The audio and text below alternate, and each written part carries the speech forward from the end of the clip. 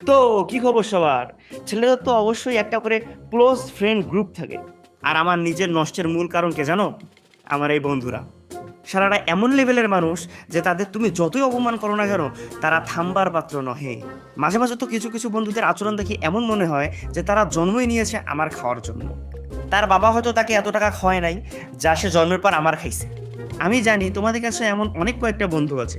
আচ্ছা, তোমার কি মনে আছে সেই বন্ধুর সাথে প্রথম দেখা হওয়া দিনের কথা? তারা নিজেদের আমাদের সামনে এমনভাবে প্রেজেন্ট করে যেন তারা অনেক ভালো, সুশীল, তাদের মতন ভদ্র মানুষ পৃথিবীতে কেউ নাই। আর মজার ব্যাপার কি জানো? আমরা আবার সেই জিনিসটাকে বিশ্বাসও করি।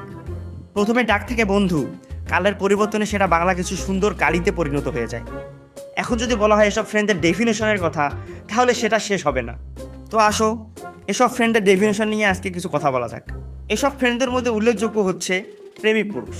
গ্রুপের কারো কাছে একটা জিএফ থাকে না, তার কাছে থাকে 5-7টা করে। এইবারে এতটাই লুচ্চা হয় যে কলেজের যে কোনো জায়গায় যে কোনো মেয়েই তার মিউচুয়াল। মানে তুমি তাকে শুধু একটা মেয়ের নাম বলবা, সে তোমার সামনে সেই নামের 1000টা লিস্ট এনে দেবে। এমনকি পাশের বাসার আন্টির খবরও তার কাছে থাকে। কিন্তু আরেকটা অলৌকিক কাহিনী কি হলো জানো? মেয়েরা শুধু তারই কাছে আসে, তা সে যতই অমানুষ হোক না কেন। অন্যদিকে আরেকজন থাকবে যার রিসেন্টলি ব্রেকআপ হয়েছে। ভাই, এই মানুষটা এতটাই কষ্টে থাকে, মনে হয় মুসলমানি করতেও হয়তো সে এত ওরা কষ্ট পায়নি। দুনিয়ায় সেই একজন অসুখী মানুষ, কতবারই না সুইসাইড করার প্ল্যান করলো সে। আর আমার একটা মূল কাজ হলো বাকিগুলারে তার উপর হাসাহাসি থামানো। আরেকজন থাকবে, সে কিনা অল টাইম মারামারির মুডে থাকবে। মাঝে মাঝে তো এরা এতটাই গরম থাকে যেন পারলে নিজেদেরই মারি ফেলে। গ্রুপে মাথা খারাপ করা আরেকজন হলো ব্রিলিয়ান্ট বয়। এই সেই বেটা যার কারণে আমাদের কলেজের স্টুডেন্টরা চিনে। এই শালা এমন মানুষ যে সারাদিন পড়াশোনার উপরে থাকে, তবুও বলে কি জানো? আমি জানি তোমরা জানো কি বলে। আমরা 1 ঘন্টা পরে সারাদিন ঘুরি, আর সে 1 ঘন্টা 45 মিনিট পরে 15 মিনিটের একটা ব্রেক নেয়। এর সাথে থাকবে একজন খাদক। জীবনে যতই খারাপ অবস্থা আসুক না কেন, এই মানুষটা কখনোই খাওয়া ছাড়বে না। আচ্ছা, তোমরা যারা মুসলিম আছো তারা তো অবশ্যই রোজা রাখছো।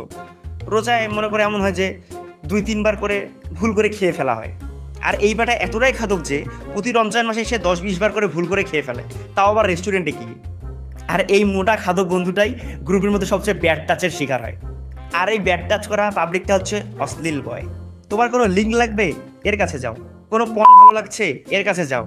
সেই ভিডিওর পুঙ্খানুপুঙ্খ ডিটেলস তোমায় বের করে দেবে। স্বয়ং ভিডিও মেকারও হয়তো এইসব ডিটেলস জানে না।